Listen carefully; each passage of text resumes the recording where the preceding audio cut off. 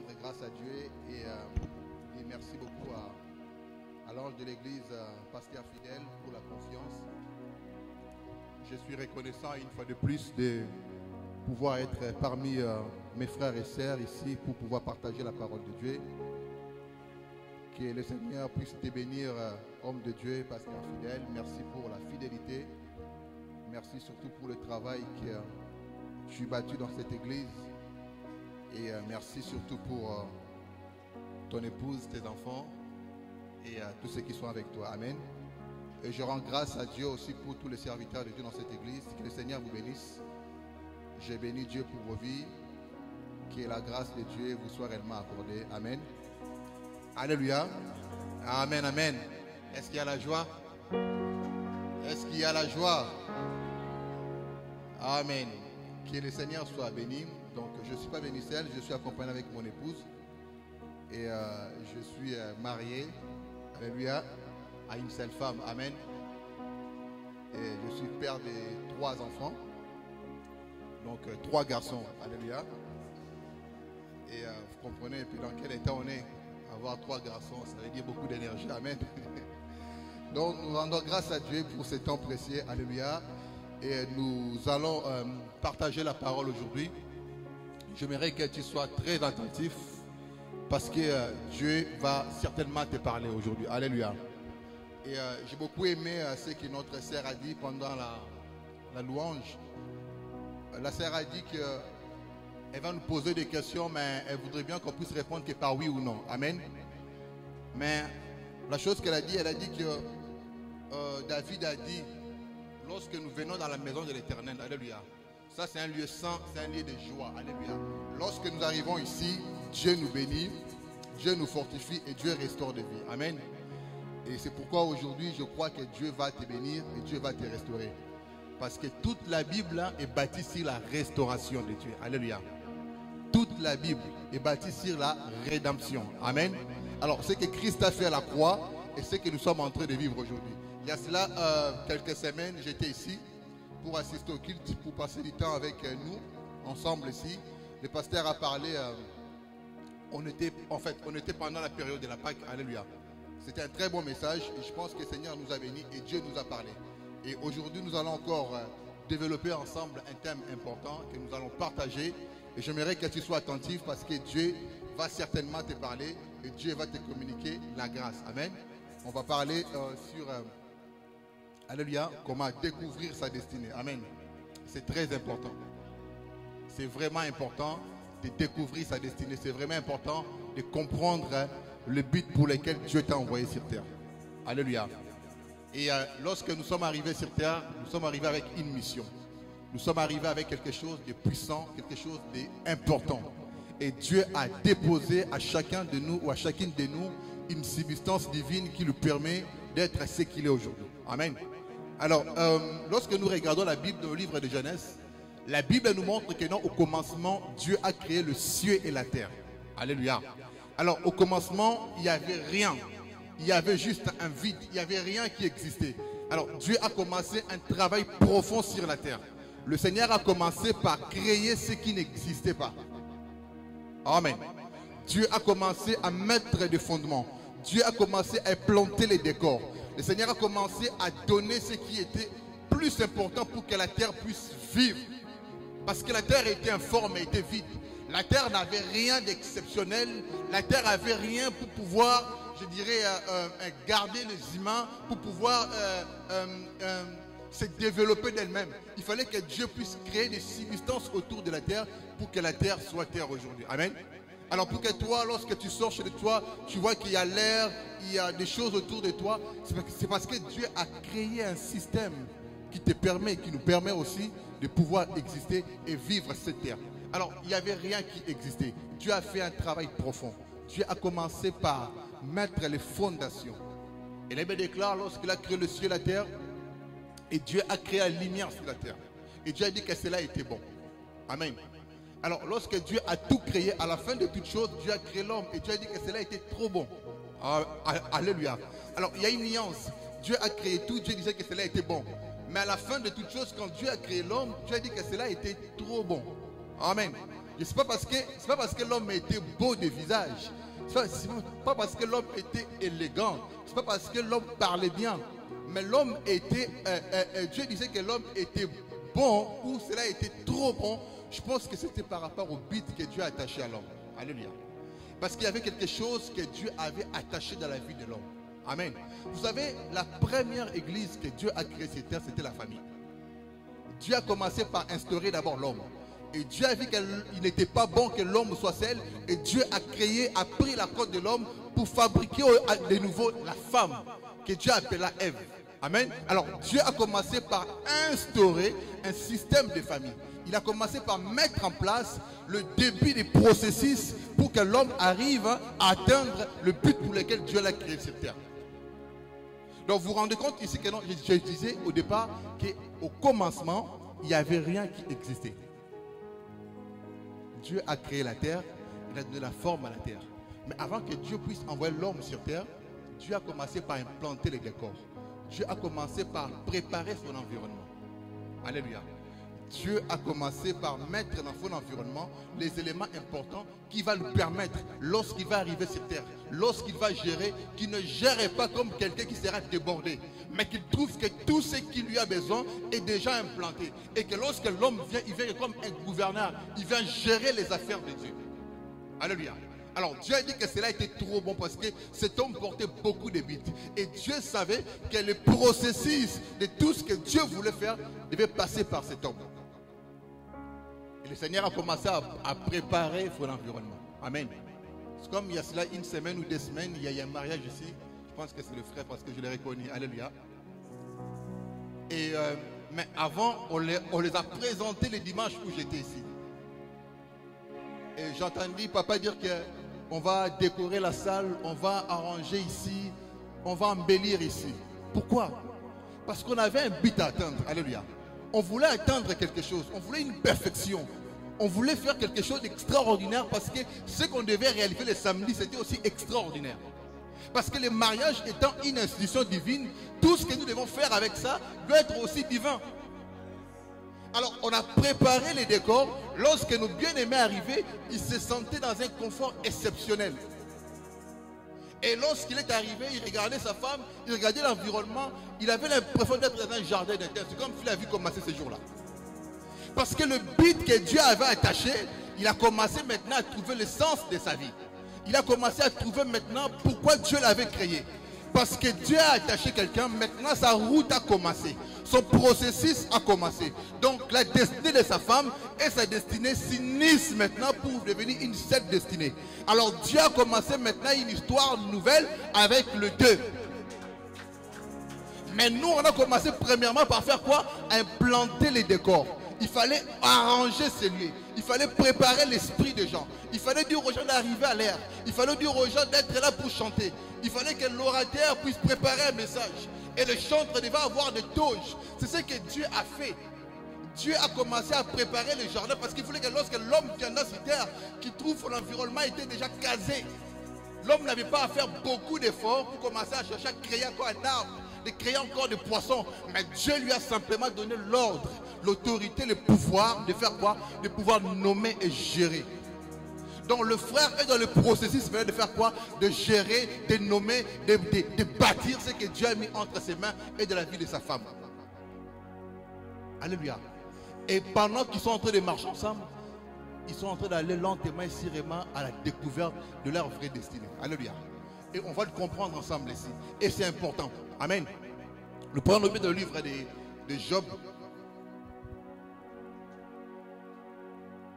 J'aime beaucoup Job. Alléluia. Vous savez, je le dis souvent, lorsque nous lisons la Bible, nous avons l'impression que c'est facile parce que toi tu le lis, parce que moi aussi je le lis. J'ai dit oui, Job, c'était quelqu'un qui craignait Dieu.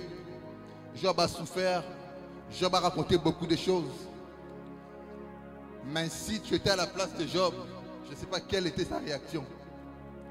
Souvent c'est facile d'appeler Abraham le père de la foi, mais c'est difficile d'accepter le processus d'Abraham. C'est de dire à ton enfant, c'est facile de l'appeler Joseph, Mais peut-être il ne voudra pas qu'il puisse avoir la vie de Joseph, la souffrance de Joseph. Il peut dire, oui, moi je veux la royauté. Souvenez-vous, lorsque l'autre là qui était mort avec Christ à la croix, lui voulait simplement être la gloire avec Jésus. Mais personne n'était capable de supporter sa croix et de porter la souffrance de Jésus. Alléluia. On va lire dans le livre de Job, commençons par les premiers versets. La Bible déclare, il y avait dans le pays de Hith un homme qui s'appelait Job. Cet homme était intègre et droit, il craignait Dieu et il se détournait du mal. Il naquit 7 fils et 3 filles. Il possédait 7000 brebis, 3000 chameaux, 500 paires de bœufs, 500 annexes et un très grand nombre de serviteurs. Cet homme était le plus considérable de tous les fils de l'Orient. Ses fils allaient les uns chez les autres et donnaient tour à tour un festin et ils invitaient leurs 3 sœurs à manger et à boire avec eux. Et quand le jour des festins était passé, Job appelait et sanctifiait ses fils, puis s'est levé de bon matin et offrait pour chacun d'eux un holocauste. Car Job disait, peut-être mes fils ont-ils péché et ils ont-ils offensé à Dieu dans le cœur. C'est ainsi que Job avait coutume d'agir. Amen. Alléluia. Nous acclamons pour la parole. Alléluia. Alors ici, nous voyons l'histoire ou la vie d'un homme qui avait beaucoup de considération pour Dieu. Amen. Alors la Bible nous décrit ici que cet homme avait une certaine habitude de vivre avec Dieu. Amen. D'abord la parole nous décrit comme un homme intègre. Job était un homme correct. Alléluia. Parce que lorsque, pour les lecteurs de la Bible, pour ceux qui font beaucoup de recherches, vous comprenez quand vous lisez l'histoire de Job, on se rend compte que Job a vécu même avant Abraham. Alléluia. C'est quelqu'un qui a vécu pendant très longtemps. C'est un vieux de la Bible. Alléluia.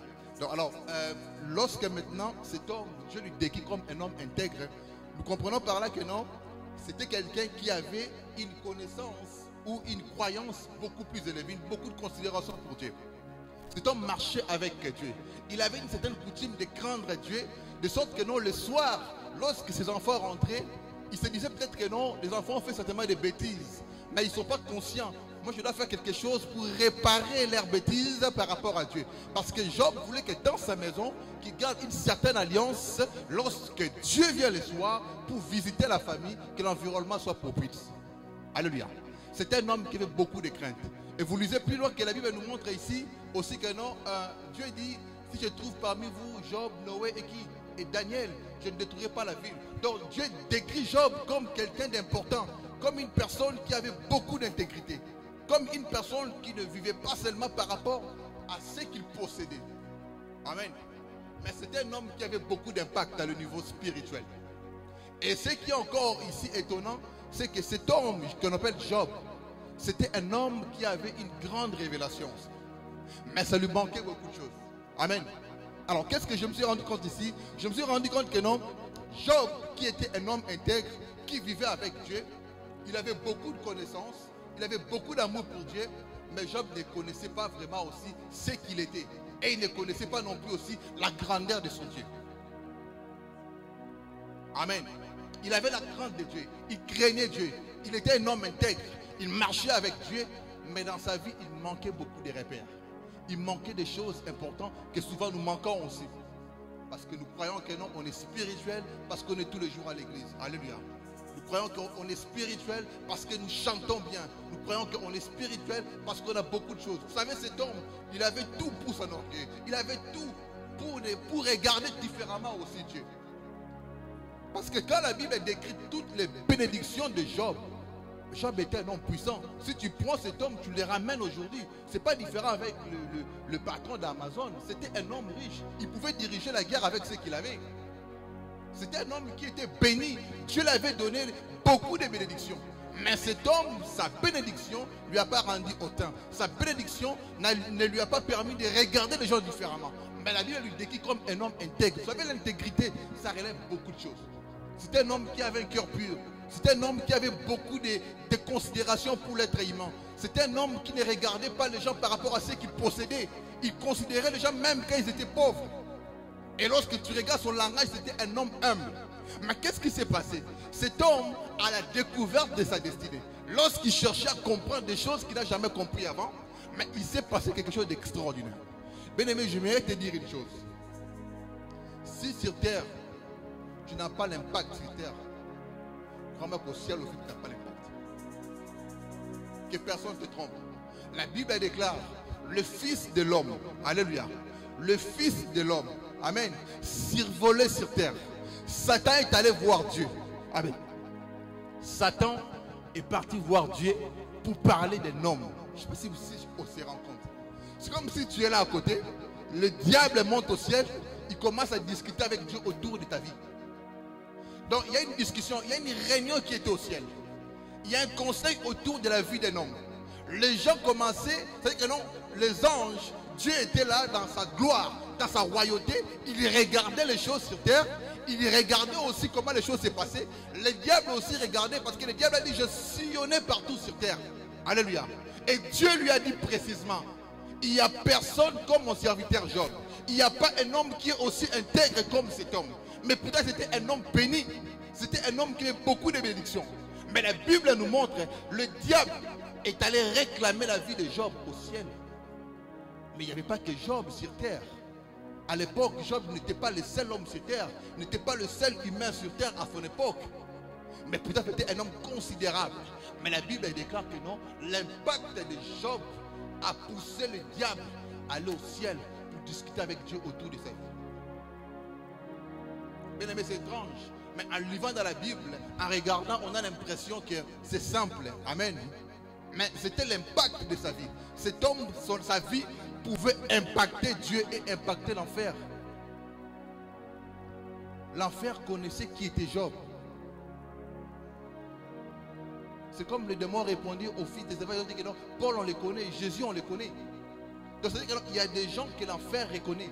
Il y a des gens que l'enfer sait. Cet homme, c'est un homme puissant. Il fait trembler l'enfer. Lorsqu'il se lève pour prier, l'enfer tremble. Le diable semble que cette jeunesse, c'est une jeunesse qui fait trembler l'enfer.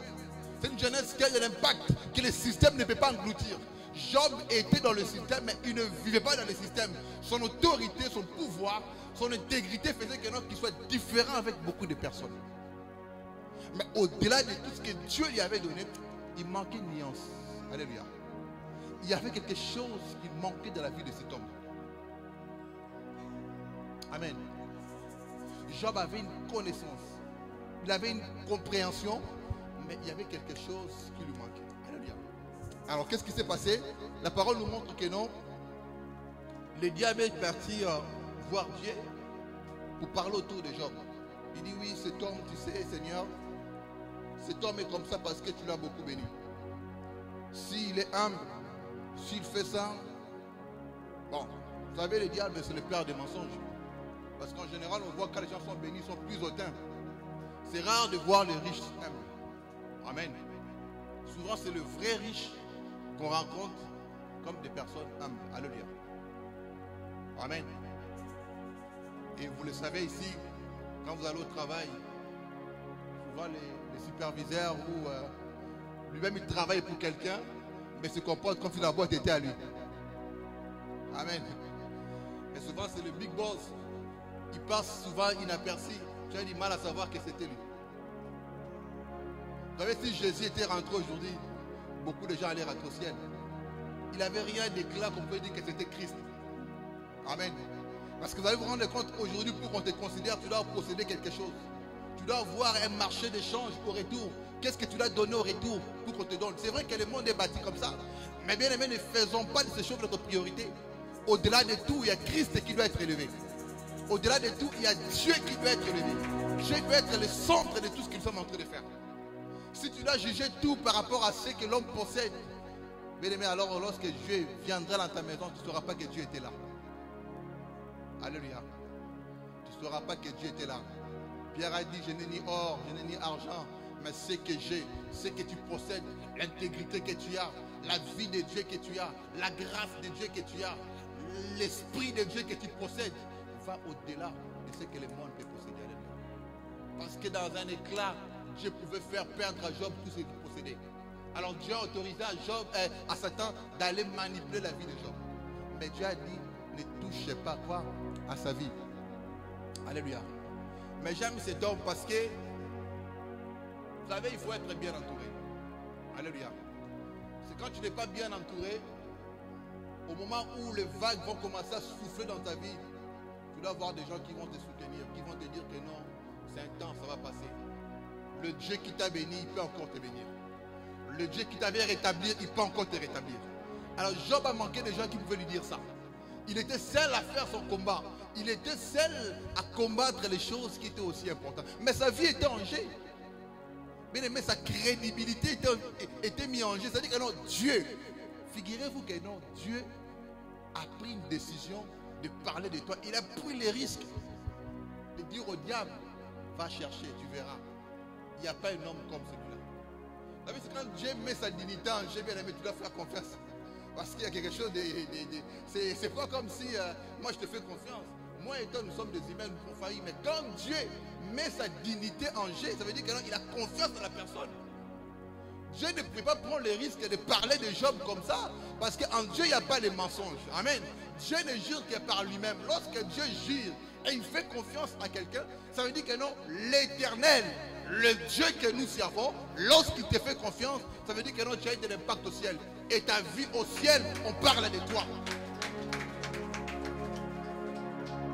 On ne peut pas parler de toi au ciel, bien aimé, et sur terre, tu ne puisses pas avoir de l'impact. Non. C'est pour cela, méfiez-vous souvent des choses qui apparaissent extra. Jésus est né dans une crèche. Le vrai roi était dans une crèche pendant que Hérode était à côté dans la gloire. Souvent des grandes choses, bien aimées, ça vient lorsque toi tu es distrait. Dieu ne te bénira pas toujours par des mouvements, par des choses. Non, Dieu peut venir dans le calme et il fait un travail extraordinaire. Dieu peut venir lorsque les gens sont distraits.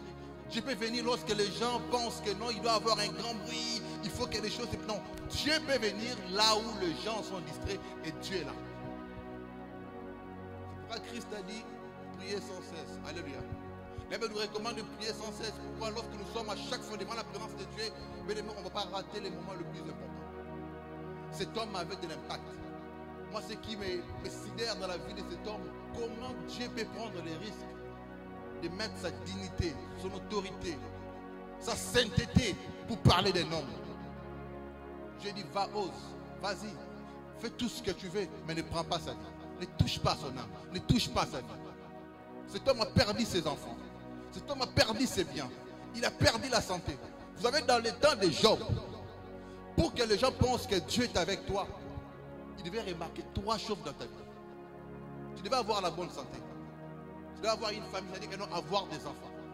Tu devais avoir les moyens. Job a perdu toutes ces choses. Job a perdu la santé. Il a perdu ses enfants. Il a perdu ses biens. Mais cet homme continue à croire en Dieu. Quand tu lis ça, c'est facile. Mais vivre ça, c'est autre chose.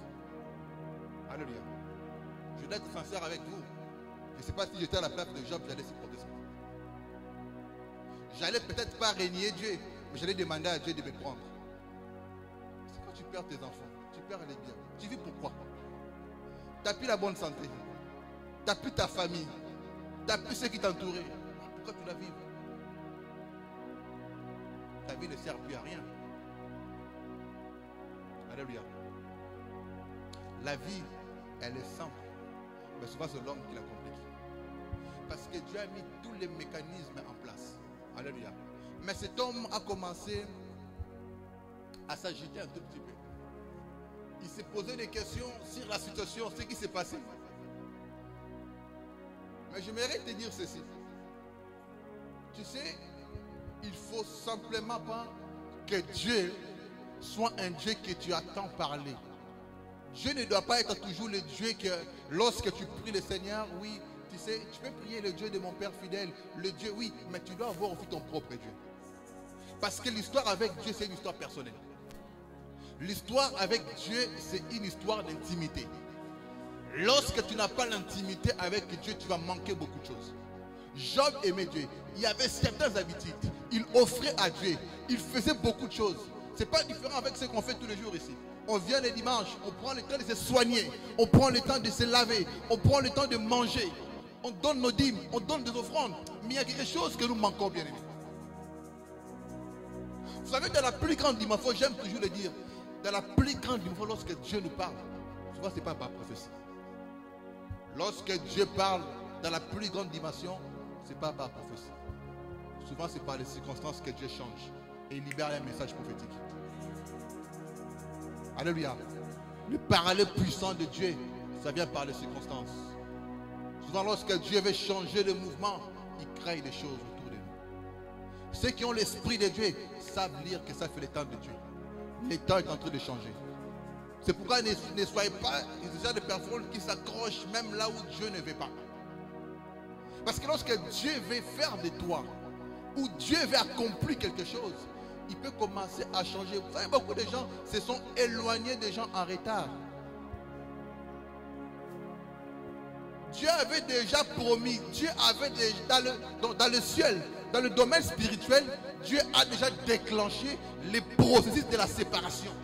Mais toi, tu es là dans les émotions, dans les sentiments et tout, il peut encore changer. Vous savez, l'homme ne change pas l'homme, c'est Dieu qui change quelqu'un. Si Dieu ne veut pas de la personne, libère-toi et pars. Alléluia. Ce n'est pas l'homme qui doit changer, c'est Dieu qui change. C'est Dieu qui crée les processus pour que les choses arrivent. Ce n'est pas les hommes qui vont commencer à prier, tu vas commencer à gêner. Tu dis je gêne beaucoup, je prie beaucoup pour qu'elle change. Je prie beaucoup pour que mon mari change. Je prie beaucoup. Non, il y a des relations que Dieu ne veut pas voir vivre. Et lorsque Dieu ne veut pas les voir, il va commencer à mettre en place les processus. Des fois les dégoûts. C'est comme les gens qui bon, moi je n'ai pas connu ça, alléluia. Mais les gens qui ont connu avant de venir dans le Seigneur, c'est qui prenaient de l'alcool avant. Vous savez, quand Dieu commençait à vous délivrer, c'est un dégoût. Hein? Ils disent souvent que non, dans leur délivrance ou dans leur témoignage, oui, quand j'ai touché l'alcool comme ça, le verre, j'ai senti un dégoût. Parce que les circonstances changent, ce n'est plus les mêmes. Dieu lui a fait mouver, il l'amène à une autre dimension. Il n'est plus dans la dimension du péché.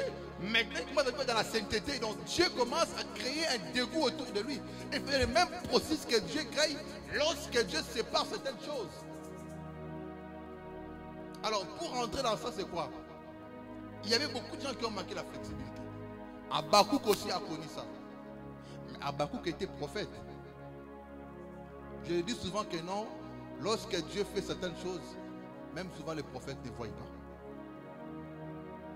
Tu es prophète, mais tu n'as pas vu Dieu passer ici. Alléluia. Habakkuk était dans cette posture spirituelle. Un prophète qui questionnait Dieu, qui ne comprenait pas ce que Dieu faisait. Lorsque Dieu parlait des aigles, il parlait de vautours, lui ne comprenait pas. Parce que le langage de Dieu est spirituel. Dieu ne parle pas notre langue. Dieu ne parle pas swahili, il ne parle pas anglais, il ne parle pas québécois. Dieu parle par des fréquences spirituelles.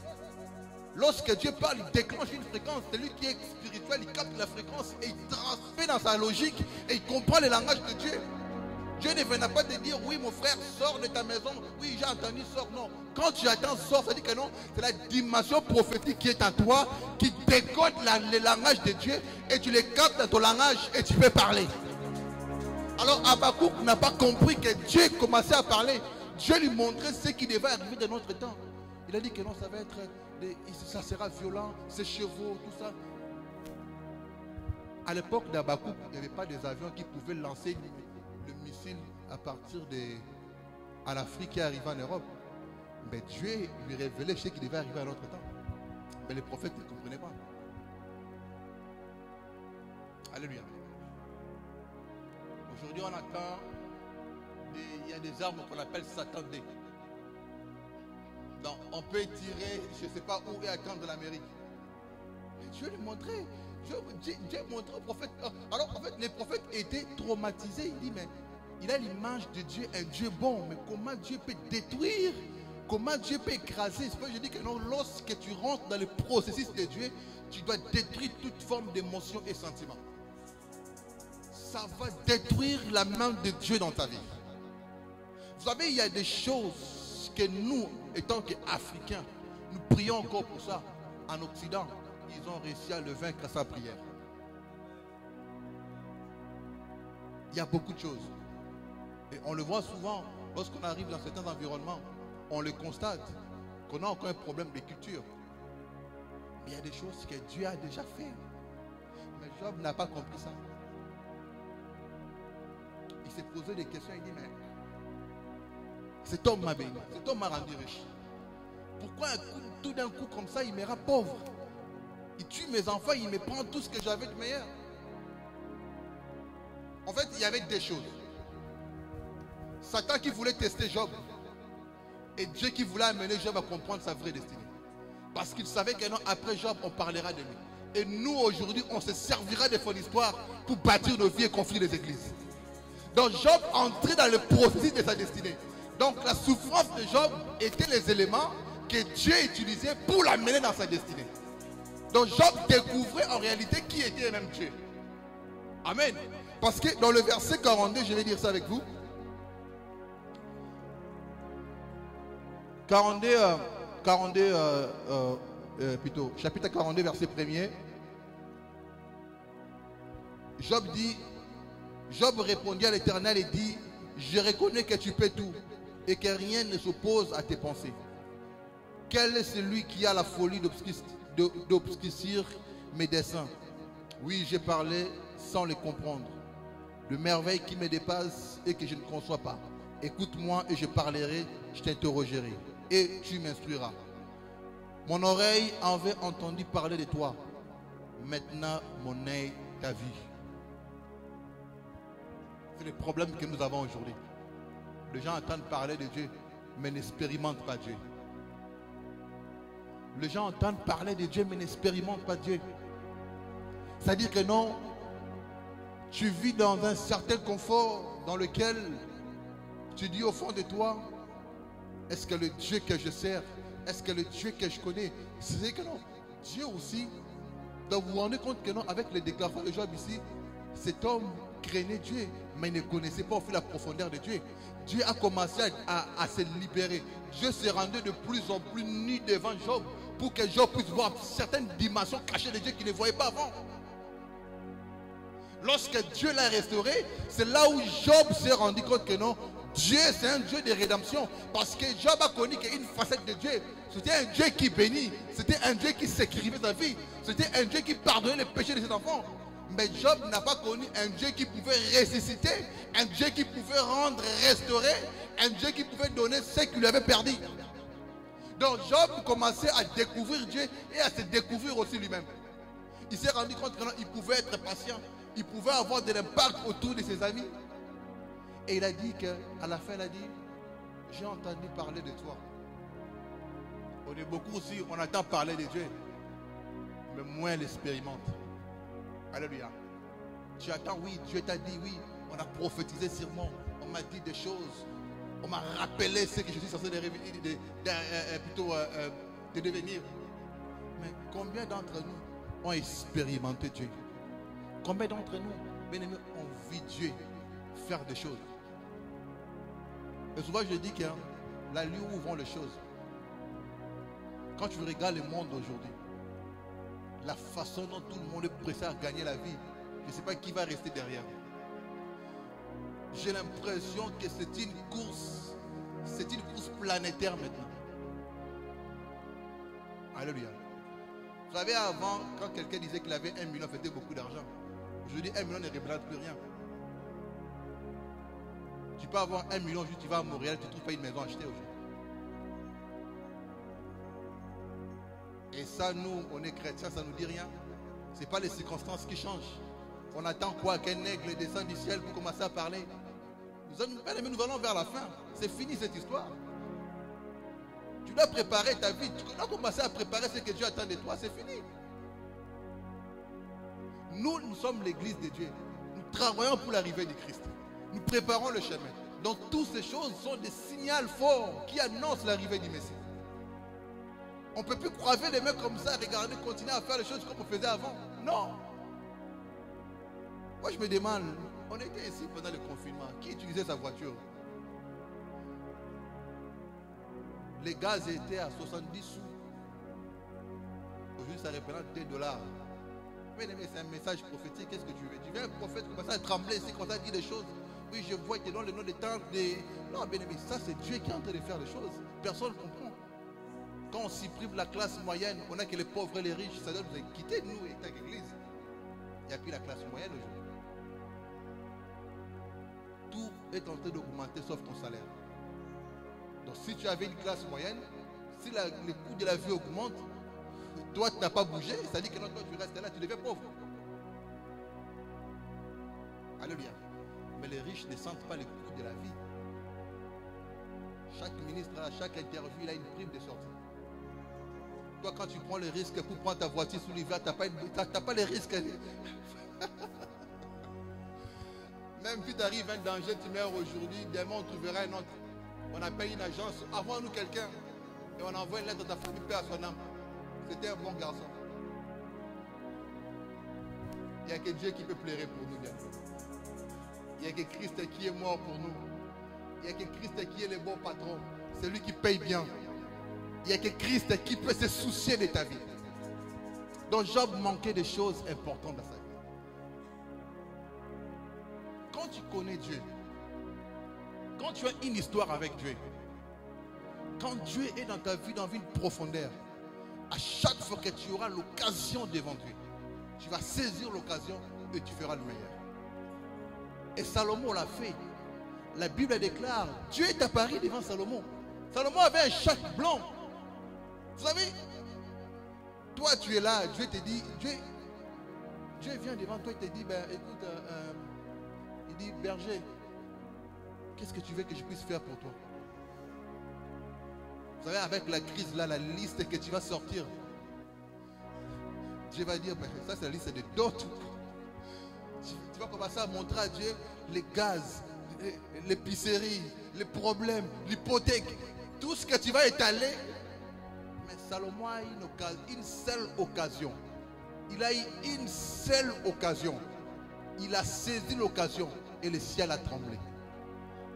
Il a dit, Seigneur, non, donne-moi simplement la sagesse de gérer ces gens. Mais Dieu était dans une joie extraordinaire. C'est-à-dire que Dieu, cet homme a eu une belle occasion. C'est comme si vous êtes dans un quart de finale. Ok? On te fait une passe au carré là. Le poteau est vide. Toi maintenant tu fais quoi? Au lieu de mettre, tu le mets. Salomon n'a pas hésité. Il a marqué son but. Et Dieu était dans une dimension où, lorsqu'il regardait Salomon, il a dit cet enfant a compris quelque chose. Salomon s'est rendu compte parce que lui étant que roi, vous savez quand tu es roi, on le voit avec le président ici. Ils sont capables d'organiser une élection pour avoir juste la majorité. Mais Salomon était roi, n'a pas demandé à Dieu, Seigneur, donne-moi le pouvoir pour écraser mes ennemis. Parce que quand tu es roi, tu veux faire asseoir ton royaume. Salomon connaissait le Dieu de son père.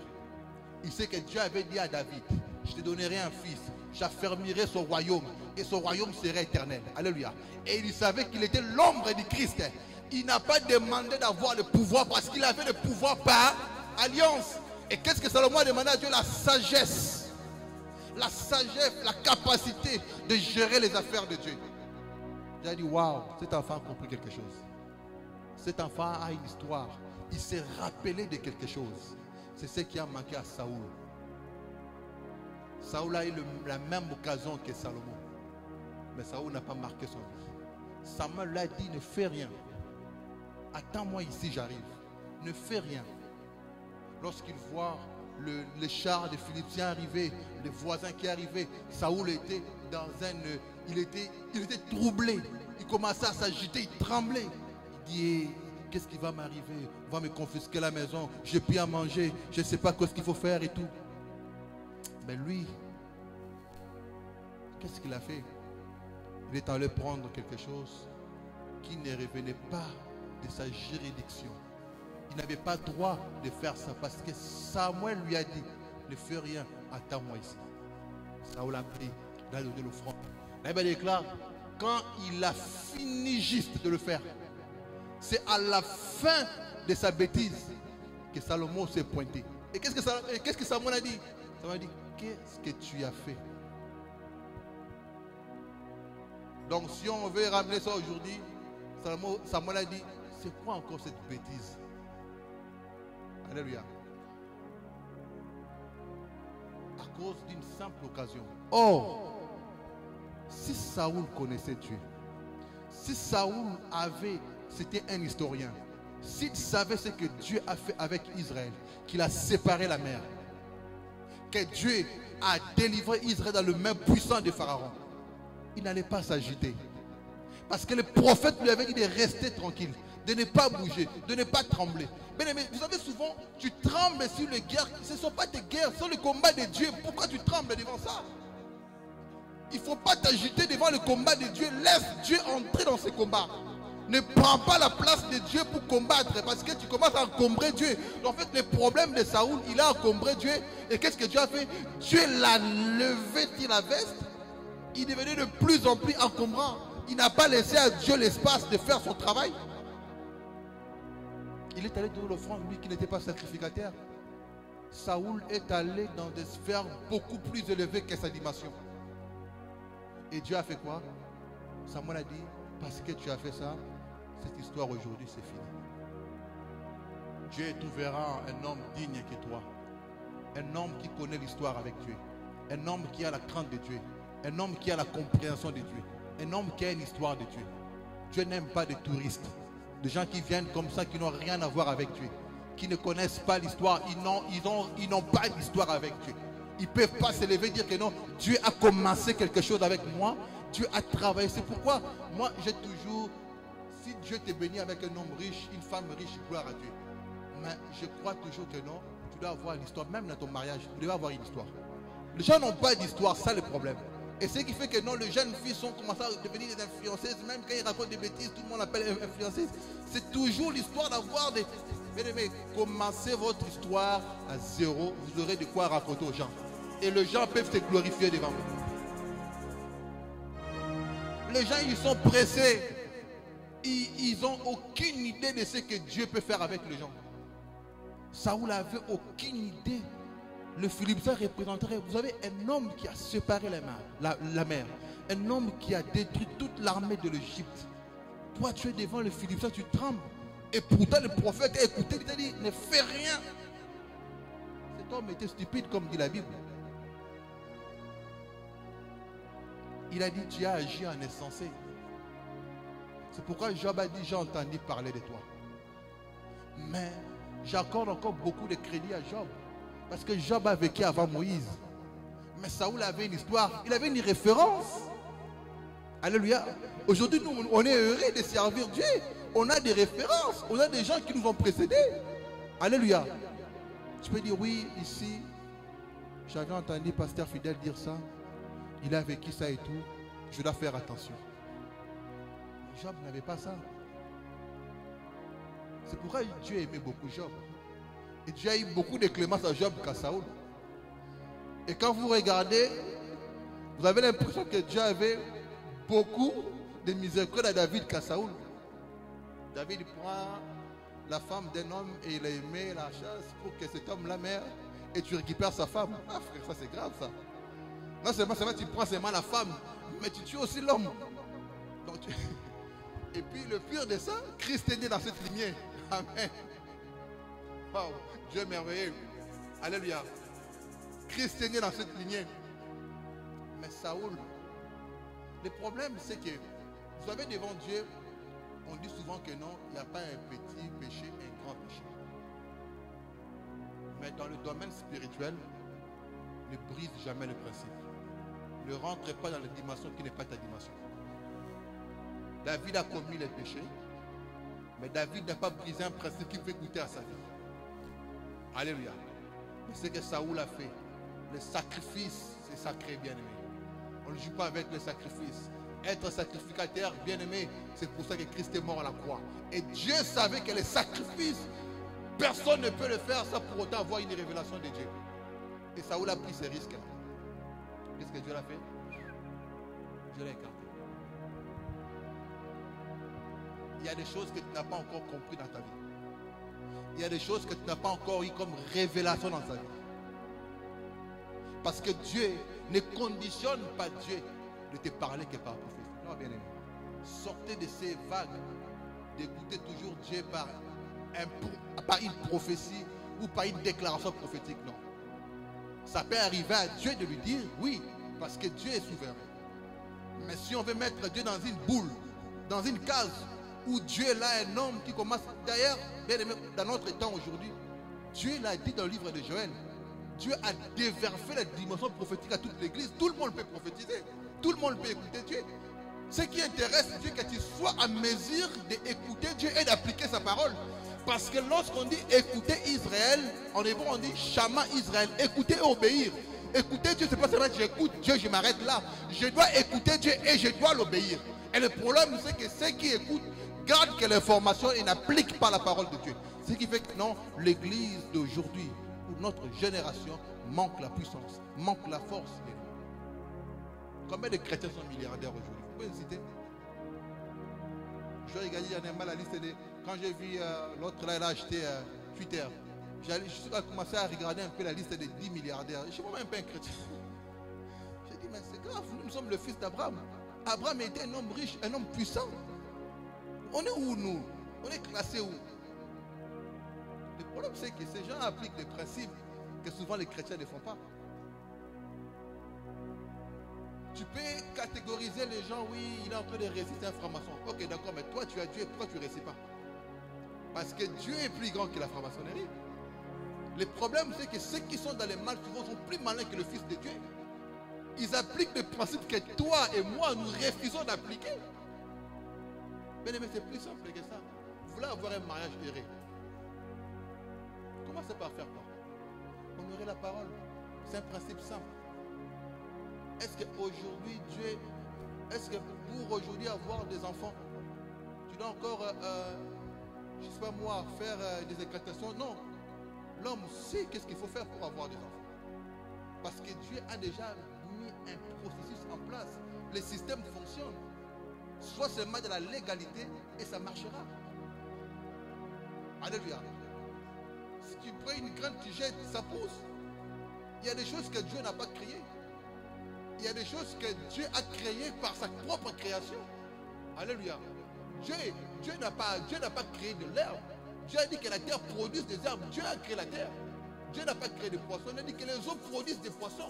C'est un système de fonctionnement que Dieu a établi. Et le logiciel fonctionne bien. Lorsque Dieu déclenche une parole, ça marche. Le problème, c'est que quand tu as le logiciel de Dieu et que tu as le vrai logiciel, tu l'installes dans ta vie, bien aimé. Lorsqu'on va cliquer, ça va télécharger. Alléluia. Le vrai problème, c'est que tu n'as pas un bon logiciel.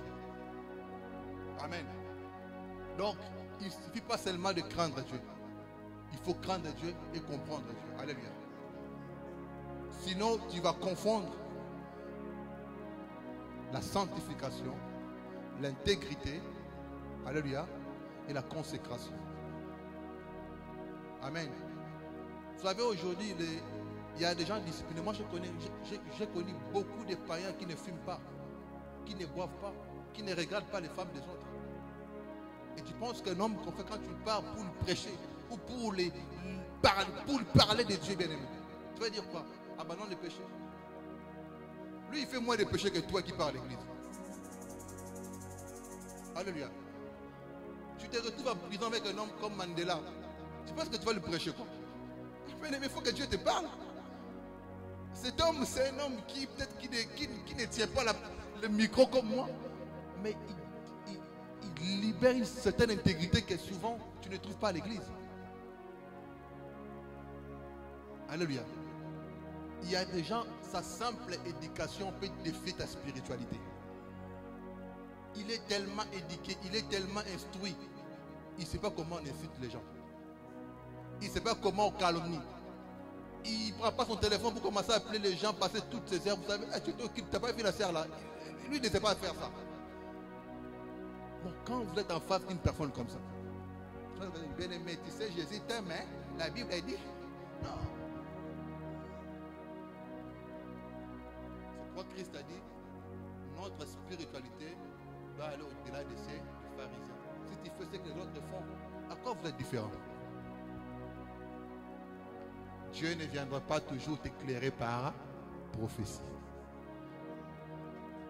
Alléluia. Ne soyez pas excités de ça. Amen. Tout ce que les hommes font sur terre, ils le font par la puissance de Dieu. Tout ce que les gens font, ils peuvent le faire avec Dieu. C'est pourquoi aujourd'hui on voit beaucoup de prophètes abandonnent la parole. Ils sont focalisés sur les paroles prophétiques. Je peux être dans une réunion prophétique, tu vois, on pense 15 minutes à faire que des déclarations, on fait une petite prédication vite fait, et tous les rêves te font le service. Mais bien aimé, nous on est venus écouter la parole. Pourquoi tu nous fais ce spectacle-là? Parce que si le miracle, tous ces spectacles-là changeaient les gens, même Moïse allait avoir une grande église.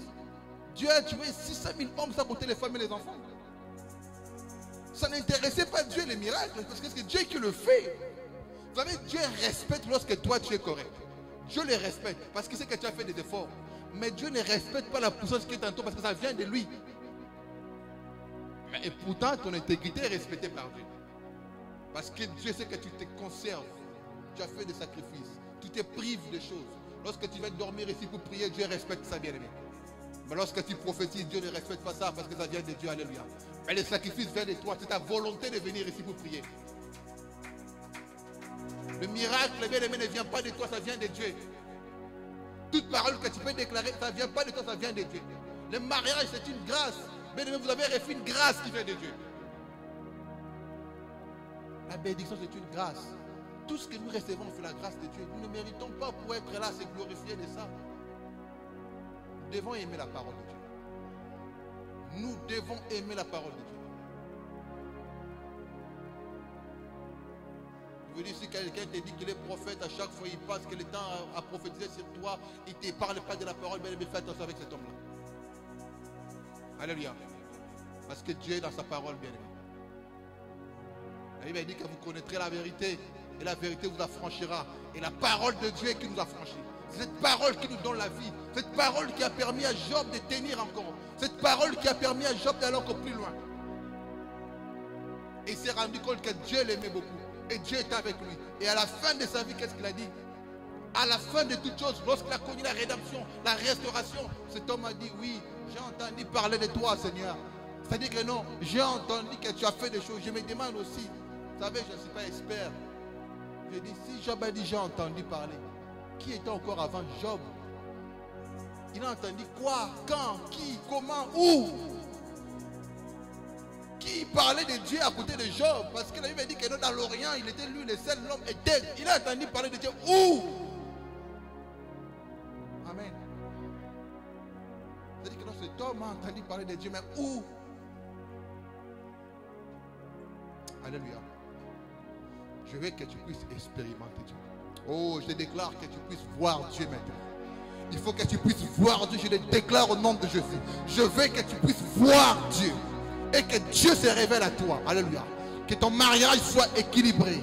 Ta vie professionnelle soit équilibrée. Ton ministère équilibré. Je veux que tu expérimentes Dieu. Et que ta vie ne s'arrête pas simplement, bien aimé. Oh, a dit que non. Je vois des gens faire le miracle. Je vois des gens accomplir des choses. Je vois des gens être bénis. Mais je veux que toi aussi tu sois béni. Tu dois être béni toi aussi. Alléluia. Parce que tu as droit à la bénédiction. Tu as droit à la progression. Tu as droit à la percée. Tu as droit au grand processus avec Dieu. Parce que tout ça c'est à nous, bien aimés. Dieu l'a donné pour nous. C'est à toi que Dieu a réservé toutes ces choses. C'est à toi. C'est à toi que Dieu a donné tout ça.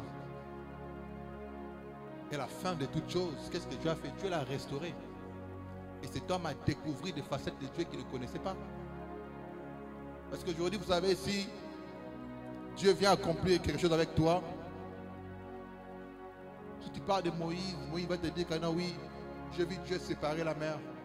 Dieu a fait ça avec moi. Alléluia.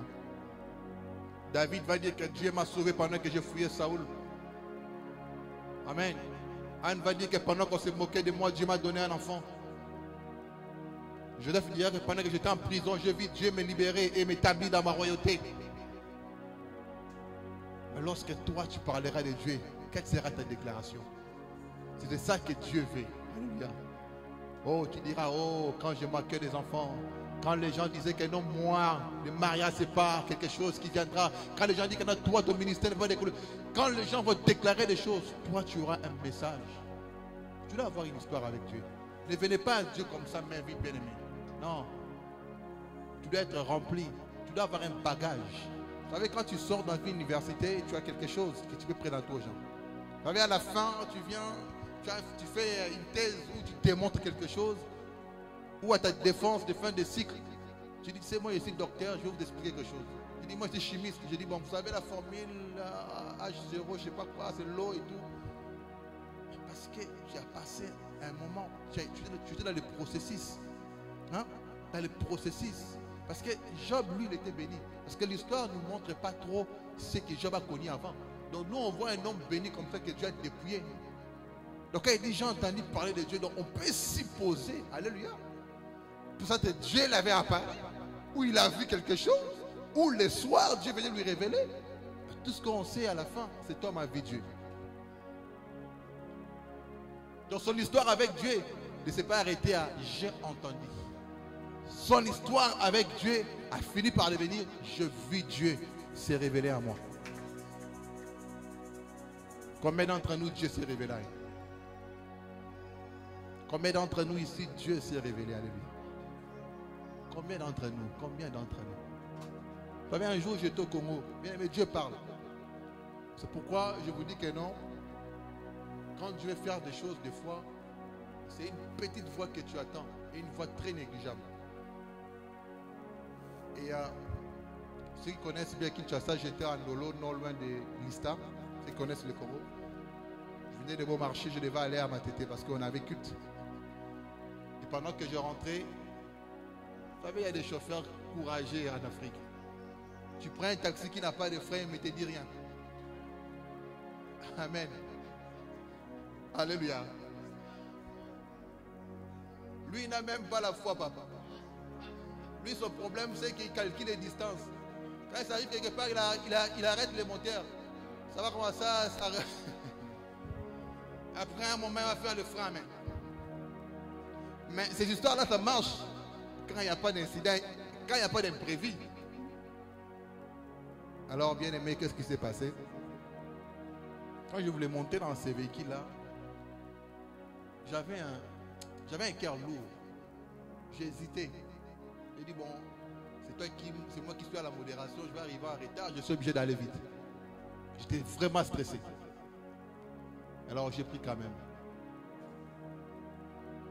Alors quand je suis monté et tout, on a fini l'Ista pour prendre maintenant poids lourd. Et puis il va aller jusqu'au pont ma tête. Mais quand il prenait la courbure, il y avait le gros camion de poids lourd qui rentrait. Le monsieur commençait, d'ailleurs lui-même il n'a pas les freins, mais il a les réflexes d'appuyer sur les freins. Je vois qu'il appuyait, mais la voiture ne s'arrêtait pas. Moi j'étais devant. La voiture avançait et le gros camion, et les gens criaient à côté. Bon, j'ai dit, bon, aujourd'hui c'est fini. Tu sais, quand tu es en face de la mort, tu n'as plus d'intelligence. Hein. Tu n'as plus de réflexes, tu es tétanisé, bien aimé. Et comment cette voiture l'a fait arrêter, moi je ne sais pas. Et nous sommes sortis de la voiture. Et il nous fait une confession qu'il n'avait pas les freins. Lui-même il tremblait. On était tous là en train de trembler. On était tellement énervés, mais on n'avait pas de force. On dit ici la seule chose, c'est Dieu merci, on est en vie. On part, c'est tout. Mais j'avais un cœur lourd avant de prendre le véhicule. Vous voyez que moi, je n'ai pas entendu une voix de Dieu. Mais j'avais un cœur lourd. C'était Dieu qui me parlait. Dieu ne voulait pas. Dans ce jour-là, c'était mon jour. Dieu allait laisser tomber. Mais au ciel, il allait me rappeler, je t'avais mis un cœur lourd. Cela ne conditionnait pas la vie de Dieu dans un cercle de... Non, bien aimé. Dieu veut t'amener avec une grande dimension plus que ça. Et la plus grande dimension prophétique, bien aimé, c'est de capter ce que Dieu fait dans notre temps. Quand nous sommes en train de comprendre ce que Dieu fait aujourd'hui, nous sommes dans les bons. Alléluia. Parce qu'un prophète connaît sa saison. Alléluia. Et il sait ce que Dieu attend de lui. Et il bâtit son royaume. Que Dieu vous bénisse.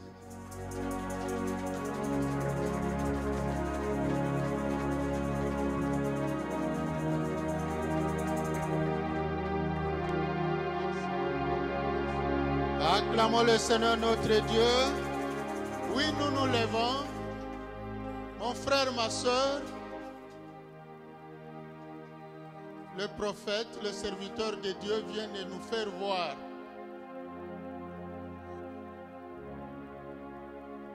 Entendre parler de Dieu et voir Dieu, c'est différent. Amen. Entendre parler de Dieu, c'est facile. C'est facile de l'entendre parler. Mais ce n'est pas facile de le voir. Mais comment voir Dieu? Où voir Dieu? Amen. Je ne sais pas qu'est-ce que tu es en train de vivre.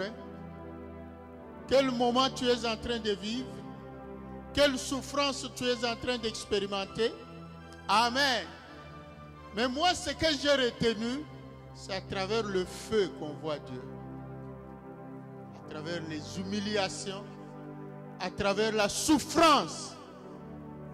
Mon frère, ma soeur, ce qu'on vient de nous enseigner là, toute souffrance n'est pas une malédiction. Mais toute souffrance, c'est une voie pour que tu voies Dieu. C'est un moyen. C'est à travers ça que Dieu veut te montrer. Il veut se montrer à toi à travers les souffrances, à travers les humiliations, à travers le manque. Dieu veut se montrer à toi. C'est ça Job. Il était riche, il avait tout. Il connaissait Dieu, il était intègre. Mais il ne l'avait pas encore vu. Quand tout va bien, ton esprit ne sera pas éveillé. Il faut que tu passes par une fournaise pour que ton esprit soit éveillé et que tu voies Dieu. Cette souffrance-là, parce que son serviteur vient de nous dire, Dieu a dit à Satan, oui, touche-le, mais pas à son âme. Amen. C'est comme pour Lazare. On a dit à Jésus, celui que tu aimes est malade. Mais Jésus a dit, cette maladie-là n'est point pour la mort. Amen. Dieu peut permettre pour toi. C'est vrai que Lazare est entré même dans le tombeau, il est mort, effectivement. Mais Lazare est revenu à la vie. C'est-à-dire, ta souffrance-là, il y a un objectif. Dieu permet que tu passes par là. Mais tu te demandes, où est Dieu? Mais il est là dans ta souffrance. Dans ce que tu es en train de vivre, il est là. C'est là que tu vas comprendre qu'il est ton rédempteur. Quand il te sortira de là, c'est là que tu vas comprendre son amour. Quand il te sortira de là, c'est alors que tu comprendras qu'il est ton rédempteur. Si tu ne passes jamais par la souffrance, tu ne verras jamais Dieu. Tu ne verras jamais Dieu. C'est pour cela que nous disons chrétiens, oui, je suis chrétien. Oui, c'est parce que tout va bien. Amen. C'est ça que le diable a dit à Dieu. Ce Job-là, c'est parce que tu l'as béni, tu l'as gâté. Mais permets que j'aille le toucher et on verra. Il y a des épreuves, mon frère, ma soeur. Cela ne devait pas t'amener dans des doutes. Commencer à douter, mais où est Dieu? C'est comme Gédéon qui a posé la question à l'ange de l'Éternel. Mais si réellement Dieu est avec nous, pourquoi toutes ces souffrances? Pourquoi les Madianites dominent-ils sur nous? Pourquoi? Où est ce Dieu-là? Non. C'est à travers cette souffrance-là que tu le verras. Amen. Loue-le, persévère dans ta foi. Accepte d'endurer, de souffrir. Ne fais pas de compromission. Amen. À cause de la souffrance, tu vas abandonner Dieu. Tu vas entrer dans des choses que Dieu n'aime pas. Non. Accepte. Marche. Vas-y.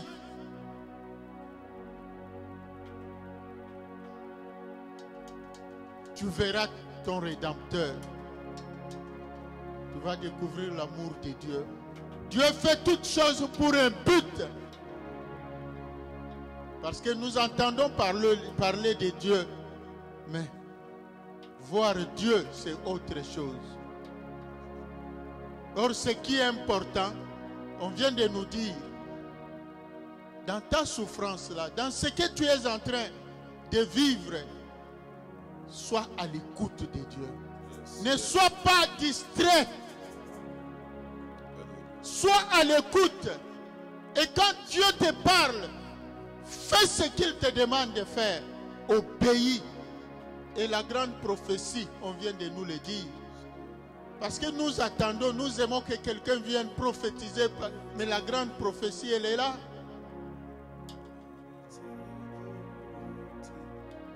Sois à l'écoute de cette parole. La Bible dit que ce livre de la loi ne s'éloigne point de ta bouche. Médite-le jour et nuit. Et mets en pratique tout ce que tu lis là. C'est alors que tu auras du succès dans ta vie. Mon frère, ma soeur, si on est chrétien, aimons aussi la souffrance. Tout ce que Dieu permet dans notre vie, disons Seigneur, tu es souverain. Je te loue, j'accepte. De passer par là, j'accepte. Parce qu'à travers cette souffrance-là, je te verrai. Amen.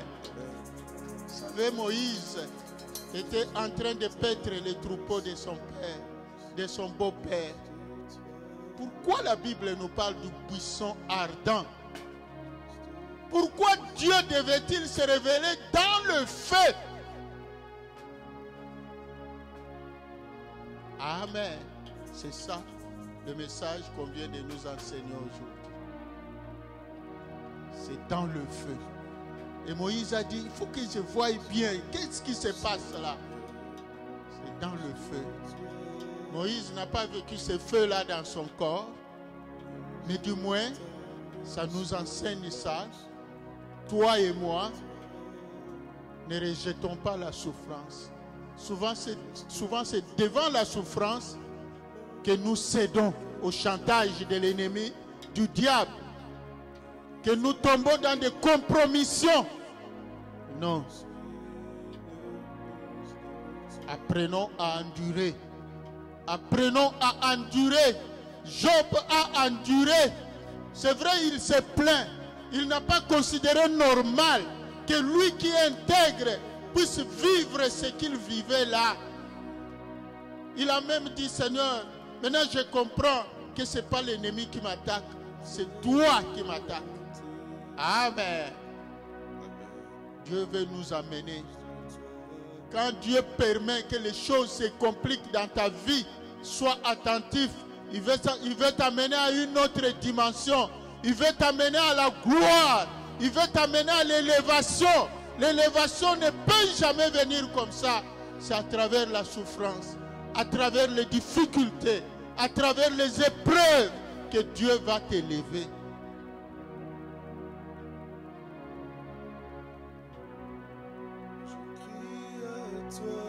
Oui, mon frère, ma soeur. Dis à ton Dieu, Seigneur, merci pour cette parole qui est sortie de la bouche de ton serviteur. Seigneur, merci. Tu m'as béni par cette parole. Il a dit, vous êtes déjà purs par cette parole que vous avez entendue. Élève ta voix. Remercie-le d'abord. Dis-lui merci, Seigneur, pour ta parole. Dieu a créé toutes choses par sa parole. Et Dieu sanctifie toutes choses par sa parole. Alléluia. C'est par sa parole que Dieu va transformer la malédiction en bénédiction. C'est par sa parole que Dieu va t'amener à l'élévation. Ici présent avec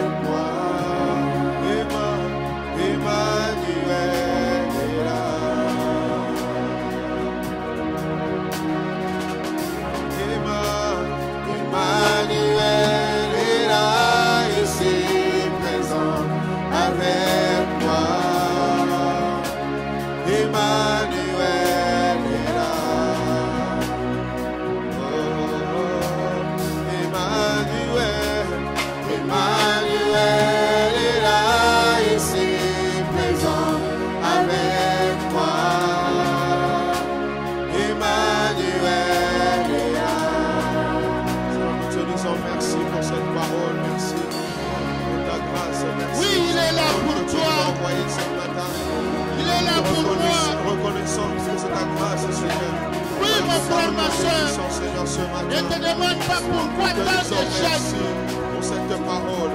pourquoi Merci tant pour ta d'humiliations, parole. pourquoi toutes ces souffrances. À toi, Dieu est là. Sois À travers tes pleurs, il est là. la À travers tes gémissements, il est là. À toi seul, à toi seul, Oh Seigneur, sois l'honneur, à toi seul la gloire, la puissance, à toi seul la puissance. Oh mon Dieu, à mon toi roi, seul, à toi seul, sois l'honneur, à toi seul la louange, mon Dieu, mon roi. Oui, mon frère, ma soeur, dis-lui, Seigneur, rends-moi attentif à toi. Rends-moi attentif à ta voix. Rends-moi attentif à ta parole. Rends-moi, Seigneur, attentif. Donne-moi ton esprit de discernement. tendre Père. Alléluia. Nous t'adorons, précieux Jésus, précieux Jésus, mon Sauveur, Saint-Esprit, nous recevons, passer par le feu. Il a dit le feu ne te brûlera pas. Même si tu tombes dans le feu, ce feu-là ne te brûlera pas. Même si tu tombes dans le feu envoie ton ne feu, t'avalera pas. Tu t'en sortiras, mon frère, ma soeur. envoie ton feu, Tu sortiras de cette souffrance-là. Garde seulement confiance à ton Dieu. envoie ton feu dans nos vies, Seigneur. Ton élévation est dans Envoie cette ton feu, souffrance-là. ton feu. Alléluia. Ta bénédiction est dans cette Envoie souffrance-là. ton feu, Alléluia. envoie ton feu,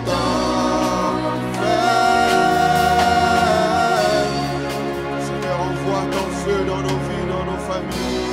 Et aide-nous, Seigneur, à découvrir notre destinée, surtout à marcher conformément à toi, Seigneur. Donne-nous le discernement afin de capter ta pensée pour nos vies. Au nom de Jésus-Christ. Seigneur, ouvre nos esprits. Donne-nous de comprendre la saison. Mets ta lumière dans nos esprits, Père. Saint-Esprit de Dieu. Aide-nous, Saint-Esprit de Dieu, à être des hommes et des femmes qui vont capter la pensée prophétique de la saison et être des hommes qui vont marcher vers leur chemin de la destinée. Accorde-nous la grâce, Seigneur Jésus. C'est à travers la souffrance que Dieu va t'amener à ta destinée. Besoin de toi. Je veux te toucher, être touché À par travers toi. les humiliations, Seigneur, me voici. les gens te rejettent, les gens te calomnient, les gens te critiquent. Mon frère, ma soeur, accepte. Veux te toucher. Dieu est en train de t'amener à ta destinée. Oh Seigneur, me voici. Seigneur, me voici. J'ai besoin de toi. Je veux te toucher, être touché par toi. Seigneur, me voici. Seigneur, me voici. Oh, oh, j'ai besoin de toi. Oh, oh, je veux te toucher, être touché par toi. Seigneur Jésus. Oui, mon frère, ma soeur, nous gardons silence devant l'Éternel.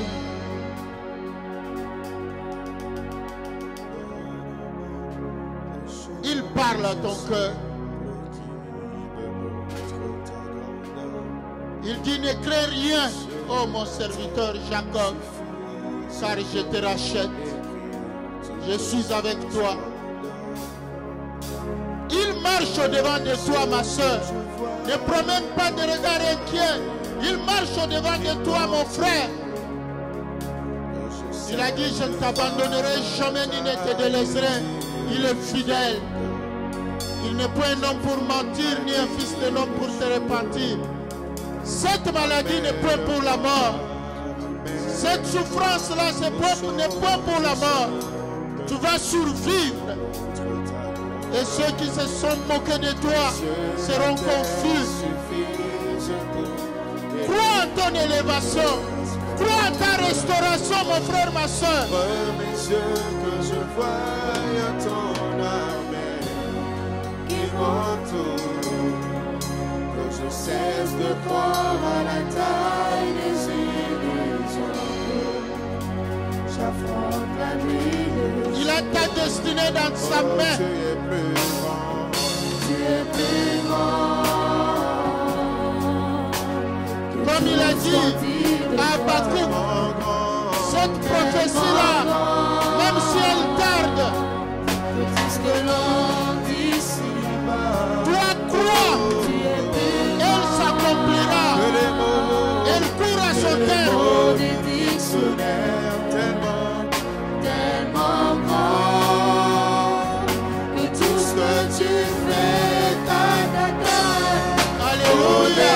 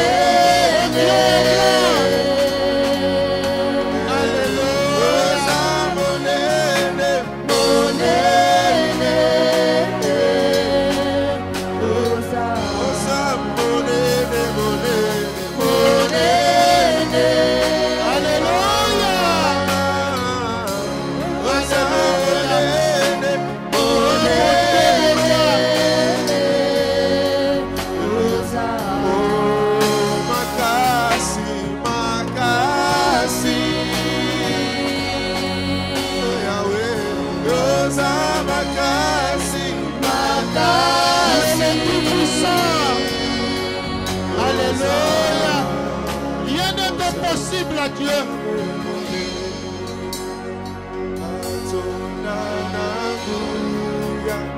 Alléluia. Jésus-Christ a dit, mon Père agit jusqu'à présent. Moi aussi j'agis. Mon frère, ma soeur, il agit. Fais-lui confiance. Tu verras. Comme Job l'a vu.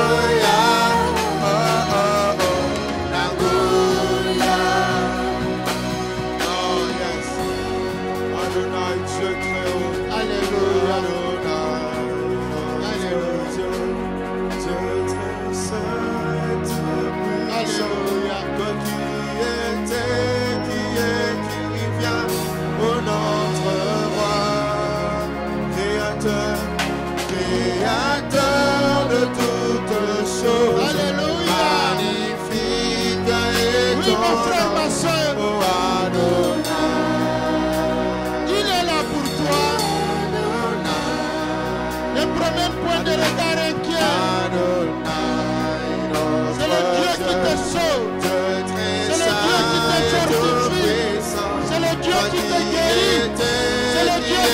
te délivre. C'est le Dieu qui combat pour toi des combats visibles et invisibles. C'est le Dieu de toutes qui choses. te bénit, oh Jésus. Magnifique est ton nom, oh Adonai. Yes. Oh Adonai, créateur. Acclamons le Seigneur notre Dieu. De toutes choses. Alléluia.